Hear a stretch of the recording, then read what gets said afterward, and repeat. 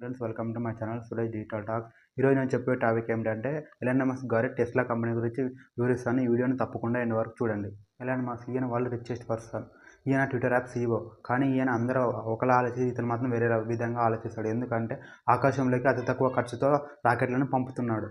అంతేకాకుండా Elon Musk గారు అప్పట్లో డబ్బులు ఒక చోటు నుంచి మరొక చోటికి ఎలా పంపడం అని ఆలోచించి x.com అనే వెబ్సైట్ని క్రియేట్ చేశాడు.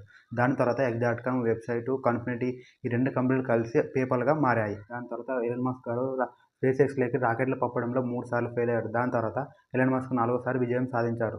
రోజుల తర్వాత నాసా వాళ్ళు ఎలాన్ మస్క్కి ఫోన్ చేసి అంతరిక్షంలో ఉన్న ఇంటర్నేషనల్ స్పేస్ స్టేషన్కి గూడ్స్ డెలివరీ చేసే $1.8 బిలియన్ కాంట్రాక్ట్ను స్పేస్ ఎక్స్ డీల్ కుదిరించుకుంది.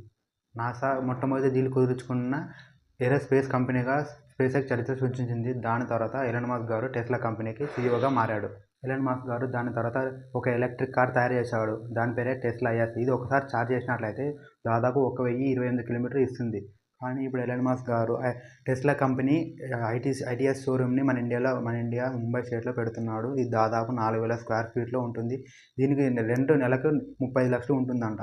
ఇలాంటి సమాచారం మరిన్ని కావాలంటే ఈ ఛానల్ సబ్స్క్రైబ్ చేయండి. మీకు ఈ వీడియో నచ్చినట్లయితే ఒక లైక్ చేయండి. మీకు మాకు ఏమైనా తెలియాలంటే ఒక కామెంట్ చేయండి. దాంతోపాటు పక్కన ఉన్న బెల్ ఐకాన్ని క్లిక్ చేయండి.